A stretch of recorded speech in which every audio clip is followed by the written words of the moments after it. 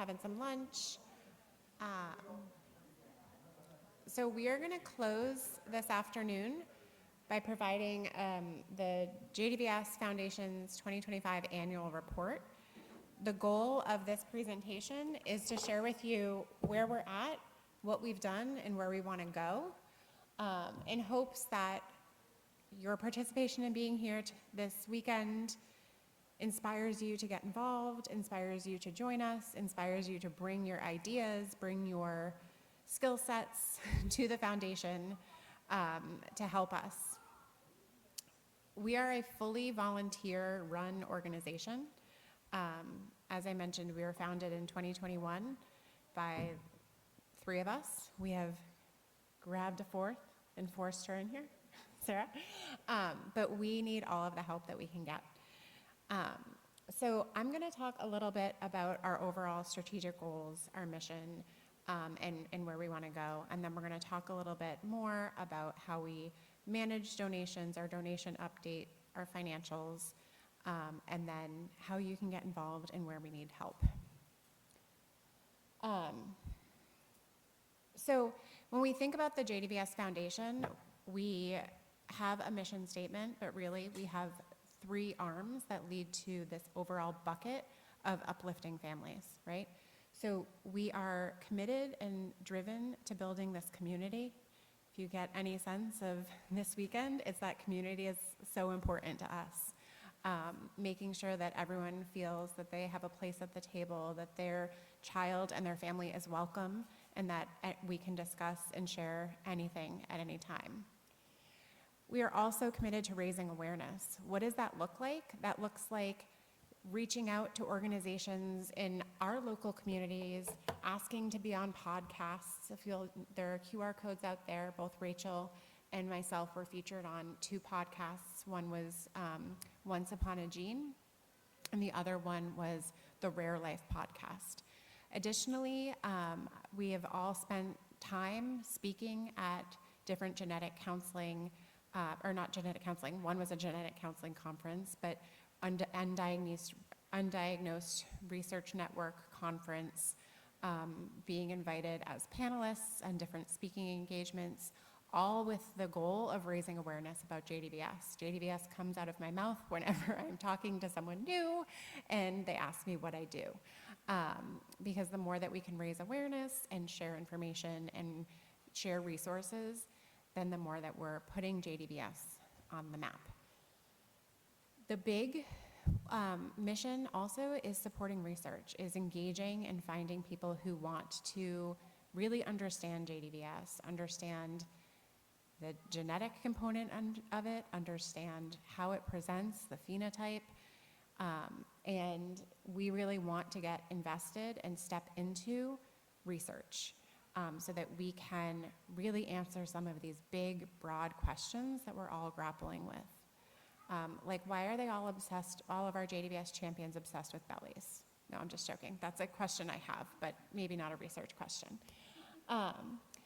Again, this is all in the goal of uplifting families. If we can support research and get more understanding, if we can build this community and continue to raise awareness, then we're all going to be uplifted and we're all going to have more hope.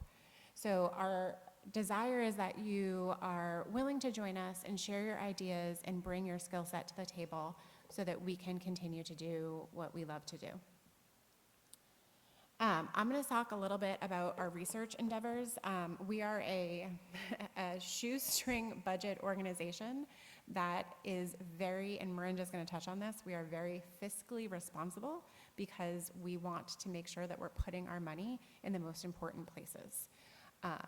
Because when you don't have a lot of it, but you have a lot of passion, you really want to figure out, the right thing to do. So in the short time that we have been an organization, we have been really excited to support Bert's natural history study. And that is something that came as an idea 2 years ago at the conference that we had in Charlotte, this sort of PhD a day, or for 50K a PhD a day. 50K a PhD a day, exactly. And we were like, yes, we want a PhD a day. Thank you. Let's raise the money. And here she is. So, yes, and she can dance on the dance floor. I just wanted to let you know. The Cupid Shuffle was pretty impressive. But how incredible is that? That 2 years ago, we sat in a room, we heard from Bert that this is what he wants to do, and we said, okay, we're gonna do that. And we raised the money, we raised the 50K, and Jolene is here, and we are just in awe of you and all of the work that you're committed to doing for JDBS, so thank you. The 3D facial imaging, that is something that Radboud is committed to doing, and we want to continue to participate in that, and so thank you for being, sorry, I'm distracted by my own child, for doing that. Additionally, Dr. Lockman, so everyone received his recording, and we're fascinated by the work that he is doing with his iPSC cells in the lab, and we want to continue to support that project. If you'll notice that we did a 50K match to help raise 20K for his lab, who have experienced significant cuts due to the NIH funding and grants being affected by that. Additionally, I have, again, this is in the bucket of raising awareness. I've continued to connect with my local community about people who want to be interested in JDBS.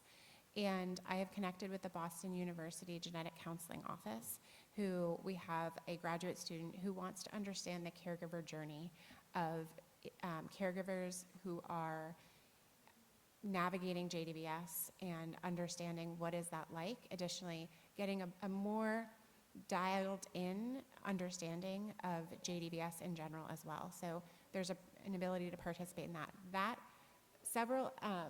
The BU capstone project, this is $0. It's just connections. So we are frugal and we get out there and we talk, and we need support. So additionally, in terms of other aspects of things that we do, hi Sean, what's up? I didn't even finish the slide, but building our community. I think you can all get a sense that this community means the world to us, and this is one aspect of how we build this community, by being in person, but we are committed to continuing our coffee hours that we have once a month, where families can get on and just connect from all over the world about any topic that they like. We are hoping in the coming, after the summit, to make them more subject specific. So families who are dealing with a specific topic have a space that they know that it's a safe space. So we are gonna continue to do that in the coming months. Additionally, we are gonna reopen our JDBS Uplift grant. That is something that we've continued to support. The JDBS Uplift grant is for families who need financial support to access therapies, caregiver support, activities for their child that are not covered by insurance. And we will continue to fund and support that endeavor, because it's so important that our kids have access to everything that they have, and they have a right to access to everything. So we will continue to do those things. I'm gonna turn this over to Rachel, and she's gonna talk a little bit about our community and how we're continuing to build it. And I'm gonna try and wrangle him away from the screen. Come on, John.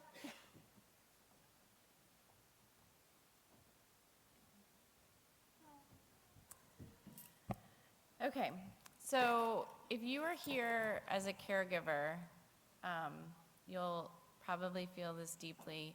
You did not sign up for this. This was never part of your plan, but you're here.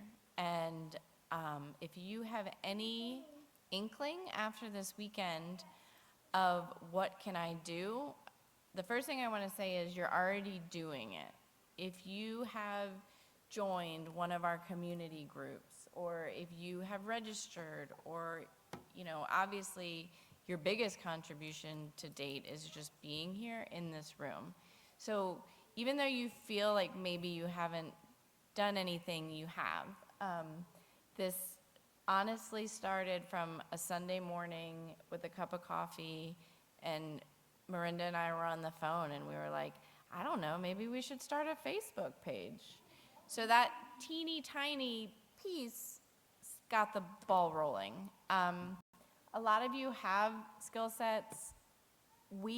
I am a teacher, went to school to be a teacher, and now own a coffee shop. Miranda is a nurse, and Kara is a school counselor, therapist.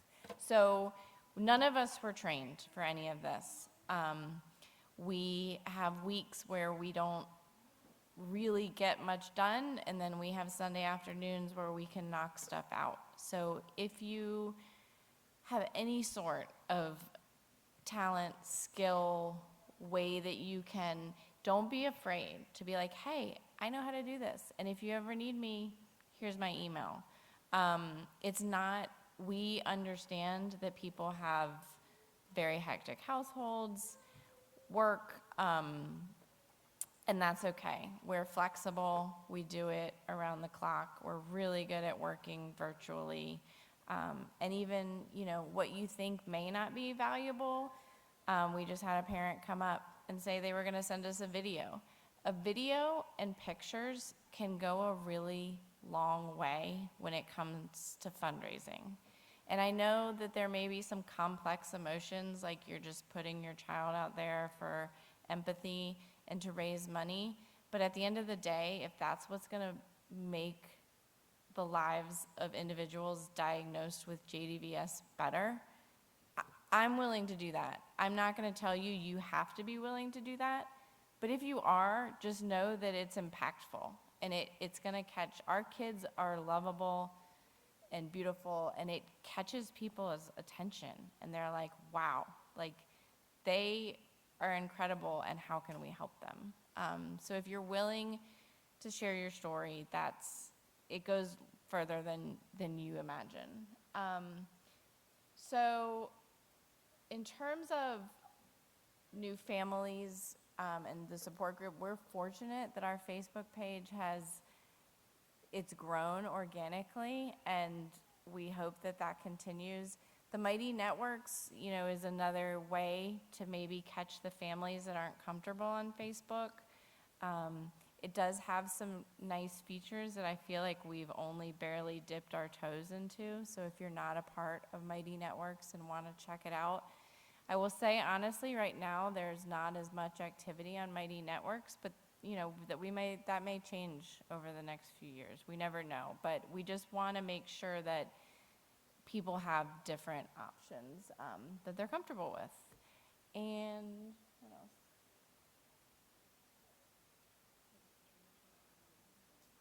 Okay. So beyond that, if you haven't, so I know that there's a lot of emails and a lot of different pieces.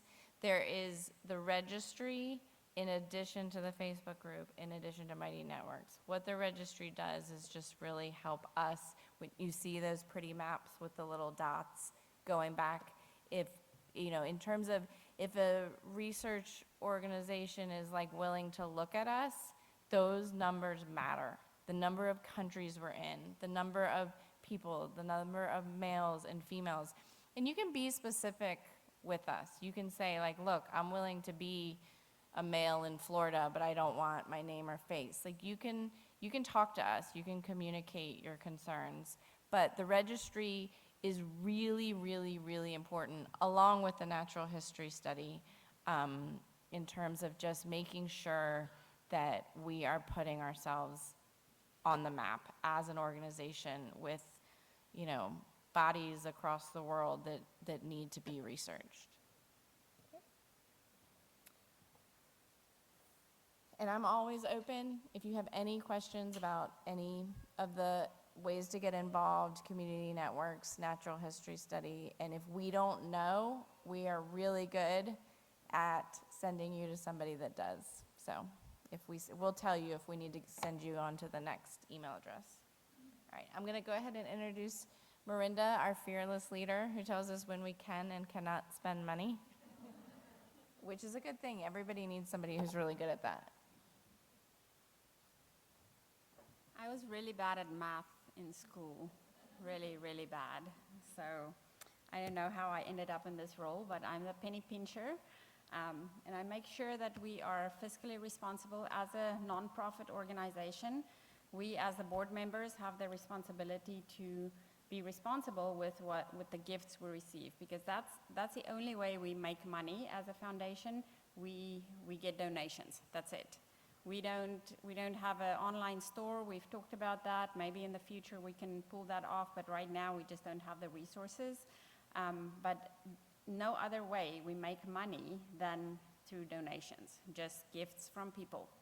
So with that being said, it is important for us to share. We want to be transparent. We want to make sure that you know what we spend our money on. As a foundation, just a little bit of what it looks like. The three of us started, and Sarah joined as a board member recently. So the four of us meet weekly. We meet every week on usually Wednesday afternoons, and then sometimes on Sundays. So at least once a week we meet for at least an hour, and we do foundation stuff. So we work on it constantly. Some weeks, like Rachel said, some weeks we don't get much done because other things are happening in our lives. We all have full-time jobs. We don't get paid by the foundation. We don't draw salaries. There's no expenses like that. So everything that we offer is we can offer our time, we can offer our knowledge, our resources, and help to raise awareness, build our community, and then fundraise to get funds to do all this work. So if you can move on to the next slide here. There, this one? Yes. Okay, so here I just want to tell you where we started and where we are now. I was very, very super excited. A few months ago, I sent a text to say we have $100,000 in our bank account. Man, can you see where we started? We started in 2020. We formed the foundation. As you can see, we had a lot of expenses, $1,700. Forming a foundation cost money, right? We had to pay fees. We had to get a mailbox set up. So all of those things takes money. So we got a little bit of donations. We put some money in. We had some people fund certain things, and we ended 2020, our first year, with a whole whopping $240 in the bank. So yes, we were so happy. We're in the green. We're not in the red, right? And then the next year, as you can see there, and I just broke it down very simply here, 2021, we had revenue of $23,500 and something. And that's just amazing. That was our first year fundraising, and again, purely donations, just word of mouth. We don't advertise anywhere. We don't have fancy billboards. It's you guys, just you guys spreading the word, tapping into your connections, getting us there. So our expenses that year was $4,200, and sometimes that has to do with office supplies. Our biggest expenses here, office supplies, subscriptions. We have to have a subscription for our website and our mailbox again, Canva, Little Green Light, which is now our financial system.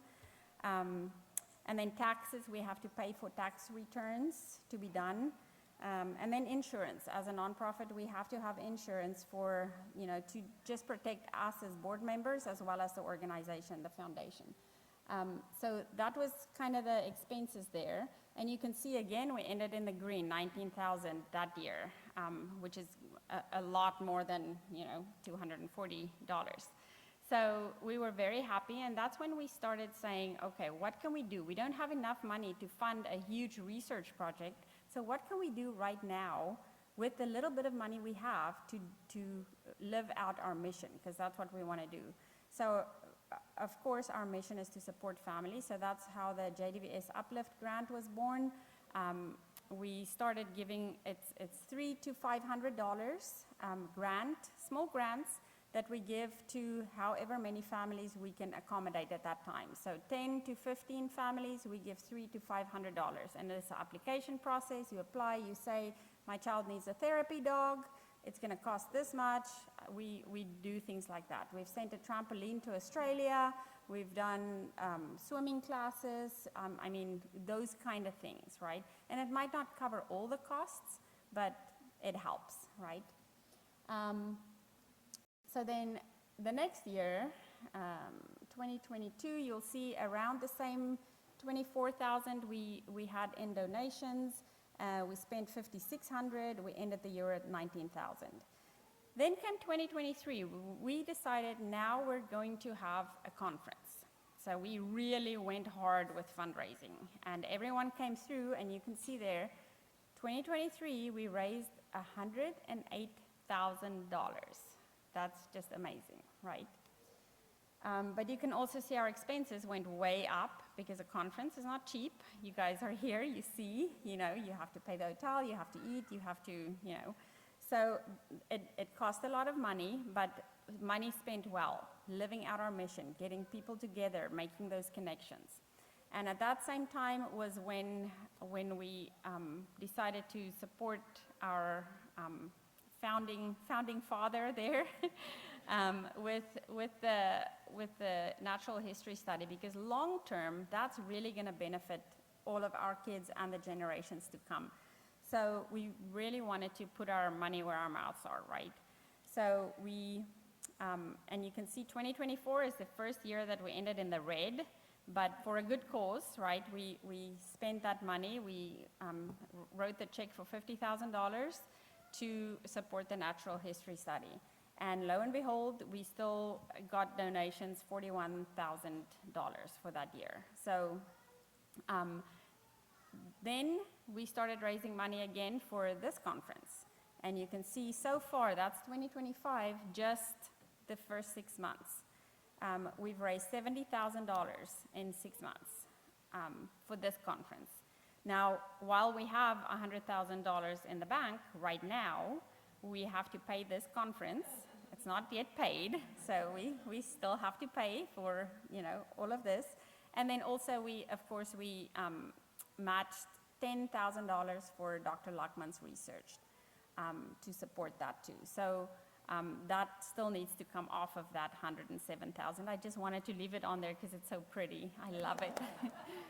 But our mission is not to have money in the bank. That's not our goal. We don't need money in the bank. We need to do the good things with the funds we have. While we're responsible, we want to be transparent. We want to make sure that you guys know what is going on. If any time you have a question or a concern or anything you want to add or ask about financials, please reach out to me. I'm happy to share. It's also on our website. As a 501c3, we have an obligation to share publicly. So our tax returns are on our website, so you can go on there and click on it, and you'll see it usually a year or two behind because we always file an extension, and then we get it eventually. So it's on there already, but the newest years will be added. But if you have any questions, concerns, anytime, please feel free to reach out to me. And then what can you do to help us?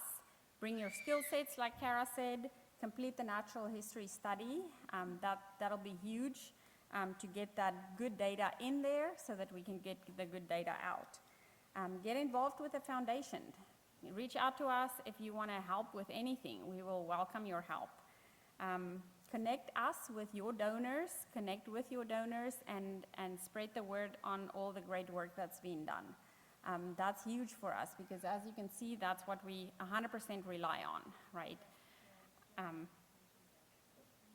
Yes, donor matching through your organizations. A lot of jobs, they have that, and they don't really advertise it. So if you go ask, you can find out if your job has a donor matching program. So then when someone donates, they match up to a certain amount for philanthropy. So find out about those things. If you know a good grant writer or you are one, please let us know. We're always looking for those. And then the other thing that you can do is just to keep in touch. It's so lovely to see everyone here. We feel like family. And we go our own ways after this, but I think it's so valuable to stay in touch. We have Zoom, we can connect. But have a deliberate plan, be intentional about it, to make time to stay in touch, because we all know life goes so fast, and if you don't think about it, another year is gone, poof, you know. So make time, set your, you know, put it on your calendar, the coffee and connections with the board, connect with each other. You have access to the Team Reach app now, connect with each other, have your own, you know, little visit sessions, have a cup of coffee together on different continents, that's fine. You know, just stay together and stay connected. That's what we ask. And then of course, all the pictures that you took here, please add them to the Team Reach app. We're going to pull them off of there, and we really value those to use for our marketing, for advertisement, for trying to get donors. So, any questions? Yes.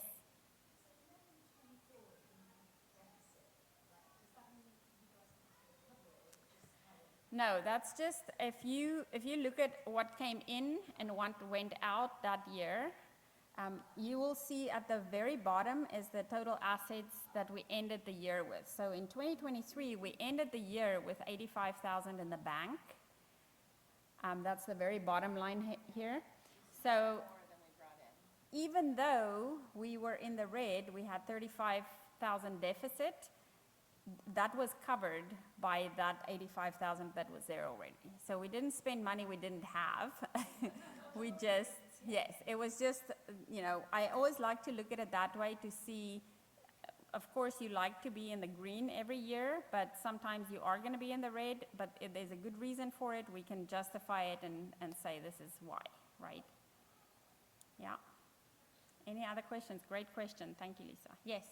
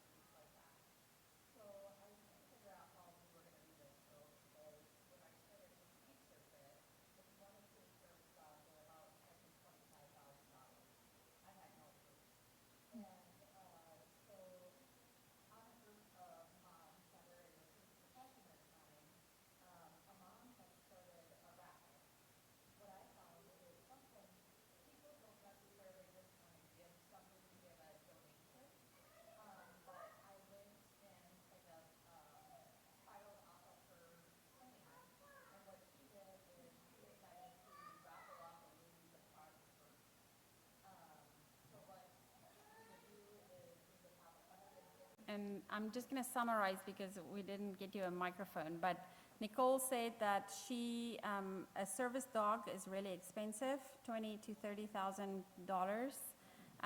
So she did a raffle with just her Facebook friends, and she did a few different ones, selling tickets, and then someone can win a purse. So she would sell the tickets, buy the purse with the money, and the money that's left over goes into the fund. So that's a very creative way to raise money for a cause, as well as raise awareness, because all of those people that see this raffle going on ask, what is this? What is JDBS? Why, you know? So you raise awareness and you raise money. So just simple things like that, every little bit helps, and yes, that's a great idea. Thank you. Honestly, I thought it was 1 to 2, and she's done how many now? 17. So yes, people want to win those purses, right? Yes. Just to be aware, for running raffles, I assume you guys hire a tax professional. I know there's some rules for nonprofit stuff. Yes. So, and that's why we don't do it as the foundation. We looked into that, and yes, you're right. The foundation, the Janssen de Vries Syndrome Foundation, cannot run raffles because there are tax rules about that. So we don't do it as a foundation, but nothing is stopping a mom to do it on her own and then to decide, I'm going to donate some of that money to the foundation. That's, yes.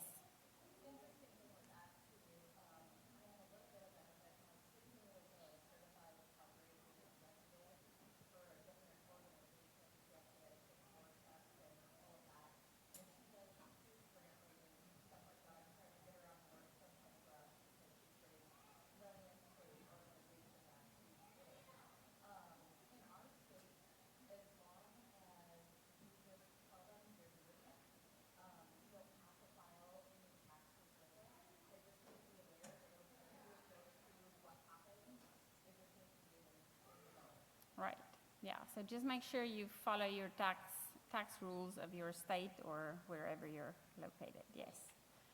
And then we do have a fundraising toolkit on our website. We have it's not on the website.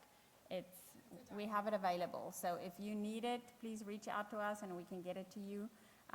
We have templates that you can, replace pictures and to advertise that way, if that's something you're interested in doing. Any other questions? Yes?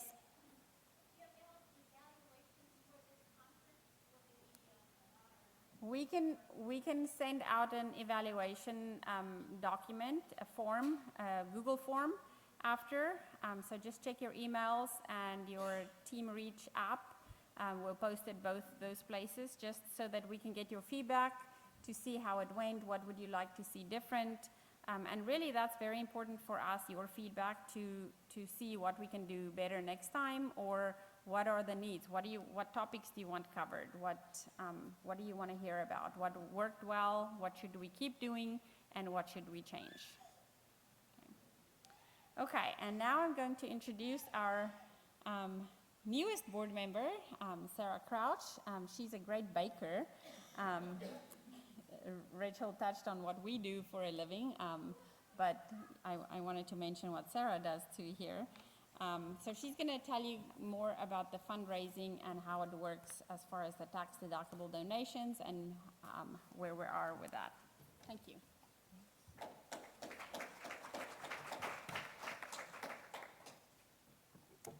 Yeah, so my name is Sarah, and 2 years ago at the first JDVS conference, I was in your seat.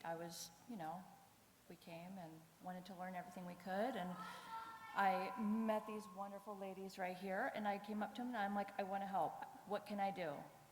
And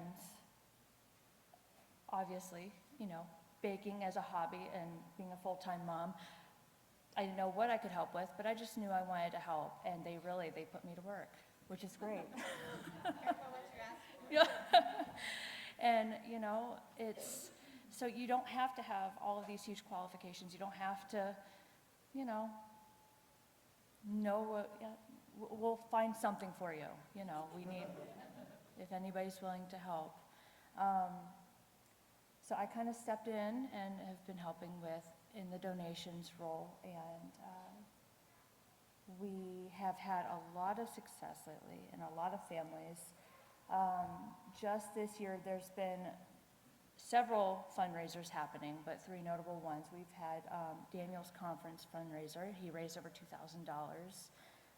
The Let's Shake Off winner raised over $4,000, and a Rare Night Out raised over $13,000. And they were all vastly different. They were, it doesn't all have to look the same. It just has to have the same goal in mind. We have a wonderful toolkit, like they said, whenever. It takes a lot of the legwork out. You just kind of go through and put in some of your own things and come up with how you want to raise some money. Because again, everything we do is completely donations. We wouldn't be here if it wasn't for people giving. And taking the time to put together these fundraisers and to go out in their communities and really look for ways that they can help. So we've had many families who are not only consistently giving all the time, which is fantastic. Yeah, absolutely. So my aunt, who actually just left, I should have said this before she left, but one way she donates is she is actually a real estate agent. She has on her social media, on her business card, everything, that a portion of every house sale goes to JDVS Foundation. So she makes it transparent. So she's spreading awareness, and then it just gets her on a schedule of just making her consistent routine. And so you probably have people in your lives that hadn't thought of that, and if you get up the nerve to ask, they might be like, that's a great idea. And it helps them as well, because it shows that they're committed to giving back. And so that's just another little way to keep yourself from asking over and over and over again. If you can find someone that's willing to make it a part of their life style, then it helps. So yeah, on top of, the family members and friends consistently giving, we also have some community members who have made very, very generous donations as well, which every little bit helps. It doesn't matter if it's a huge amount or if it's $5. Every little bit helps. So we have different ways of donating. We have, I know, Zelle and Venmo, we accept checks, but the one way that we really, don't want to say prefer, but a good way of donating is on the website. You can click here in the middle or up on top where it says donate and support, and it'll bring you to this page. You'll come down, and it's where you can fill out a lot of information. And when we do this, we have a system now where all of the information put in is put into one of our registries where we can keep up with everybody who's donating and how much they've donated. It puts all of the information in one place that makes it easier to send out our text documents and be able to reach out to people in an easier fashion. But it helps keeping it all in the same place.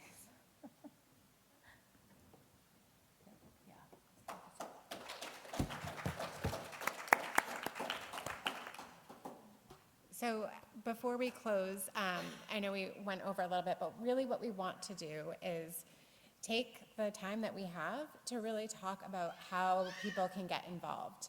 I myself am going to sit at a table, eat my lunch, and talk about fundraising, what I've done that's been successful, ways to get involved in fundraising. So I will be at the Fundraising 101 table. We also, aligning expertise with action, what does that mean? It's just looking at your skill set and being like, this is what my skill set is, and this is what I can give you. So please, take my skills and run with it. We want to update our website. So we want to do a couple of things with that. So there are some ideas there. But if you have a skill set and you're like, you know what, I want to give some time, please sit at that table. Becoming a research-ready organization. We are, for the small organization that we are, and for the limited resources that we have, we are so well positioned to be research ready. We have mouse models. We have interested parties, right? We need to figure out what is the next step and how do we invest in research in a way that is meaningful to our community. And so if you want to engage in a conversation about what are some next steps for research, please join the Becoming a Research Ready organization and share your ideas and share your thoughts about what you think this community needs research-wise. And then finally, enjoy your lunch. Thank you so much for coming. This has been a true amazing experience once again, as I know it would be, and I hope that you leave here inspired and with resources and that you continue to stay in touch with our foundation. So thank you so much.